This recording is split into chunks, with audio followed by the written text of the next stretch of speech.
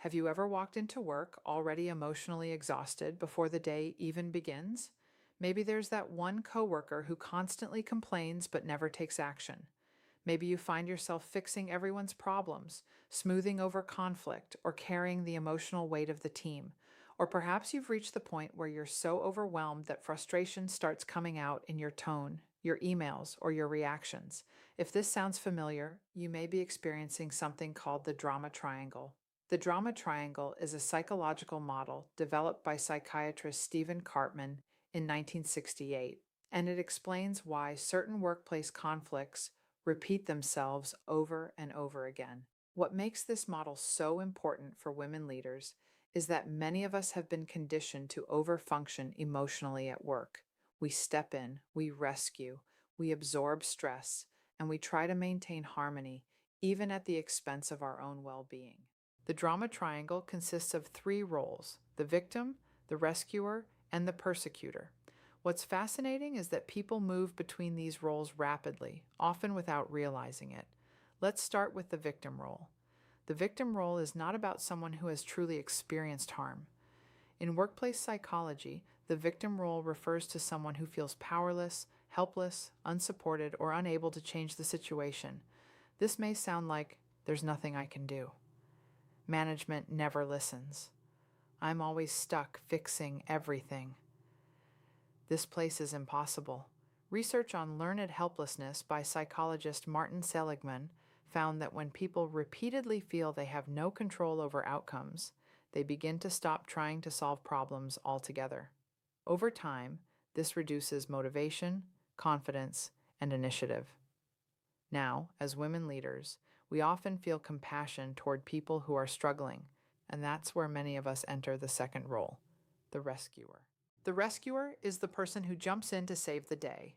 The rescuer rewrites emails for employees. The rescuer mediates every conflict.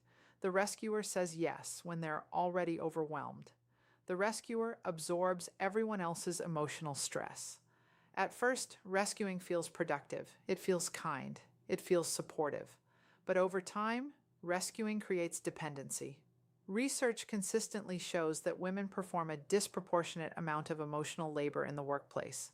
That includes mentoring, conflict mediation, emotional support, and relationship management.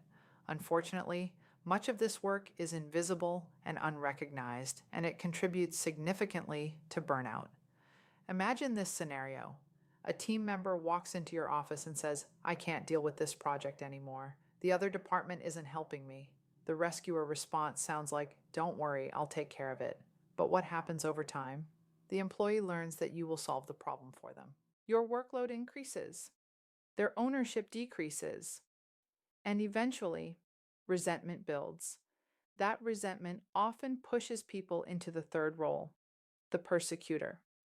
The persecutor role is driven by blame, criticism, control, or frustration.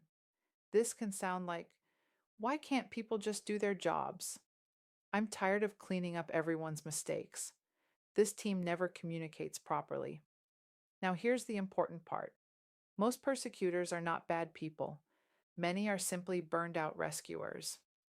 Research on emotional regulation shows that chronic stress impairs executive functioning and communication skills. When leaders are emotionally overloaded, they are more likely to become reactive, controlling, or critical under pressure. And for women leaders, this becomes even more complicated because women are often judged more harshly for assertiveness. So many women swing between over-accommodating and frustration-based reactivity because they were never taught healthy, calm authority. This is why emotional intelligence matters so much in leadership. Emotionally intelligent leaders recognize patterns before reacting to them. Instead of unconsciously stepping into the drama triangle, they pause and ask, "What role am I stepping into right now? Am I rescuing? Am I blaming? Am I giving away my power? Am I reacting emotionally instead of responding intentionally?" That pause changes everything. One of the most powerful ways to break the drama triangle is to stop rescuing and start coaching. For example, instead of saying, "I'll fix it for you," try saying, "What solutions have you considered so far?" instead of, "Let me handle that conversation." Try, "How would you like to approach it?" Notice the difference. You are no longer removing responsibility from the other person. You are helping them build capacity. Another powerful shift is moving from blame to curiosity. Curiosity lowers defensiveness. Instead of saying, "Why would you do that?" Try, "Help me understand your thinking," instead of, "This is your fault." Try, "What contributed to this outcome?" These small language shifts completely change the emotional tone of conversations. Another critical skill is learning calm assertiveness. Healthy leadership is neither passive nor aggressive. It sounds like, "I want to address this directly. I need clearer communication moving forward. I'm unable to take this on right now. Let's focus on solutions. I trust you to handle this." Many women over-explain because they fear being perceived as difficult. But research on leadership communication consistently shows that clarity builds trust more effectively than emotional over-explaining. Calm authority is powerful. Boundaries are also essential. Boundaries are not punishment, they are leadership clarity. For example, "I'm happy to support you, but I need you to bring potential solutions with the problem."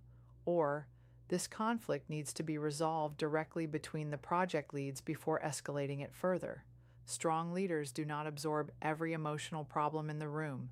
They create accountability. And perhaps most importantly, they create psychological safety. Research by Harvard professor Amy Edmondson found that teams perform better when employees feel safe speaking up, asking questions, and admitting mistakes without fear of humiliation. Psychological safety reduces defensive workplace behaviors and improves collaboration, innovation, and trust. This is how we move from reactive leadership to empowered leadership. Instead of, victim becomes creator, rescuer becomes coach, persecutor becomes challenger. The creator focuses on solutions. The coach develops people instead of saving them. The challenger holds standards without shame or blame. That is emotionally intelligent leadership. And this matters deeply because workplace drama is not just emotionally exhausting, it is expensive. Research shows employees spend nearly 3 hours a week dealing with workplace conflict. That translates into billions of dollars in lost productivity every year. But the emotional cost is often even greater: burnout, resentment, disengagement, turnover, loss of psychological safety. Many women leaders are leaving organizations not because they lack capability, but because they are exhausted from carrying emotional systems that were never meant to rest on one person's shoulders.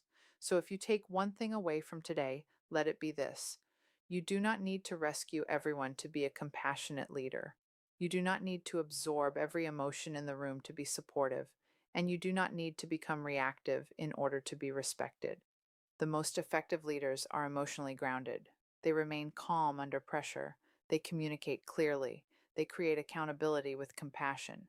And they stop repeating cycles of workplace drama by refusing to unconsciously participate in them. That is how cultures change. That is how trust grows. And that is how the cycle of the drama triangle finally begins to break.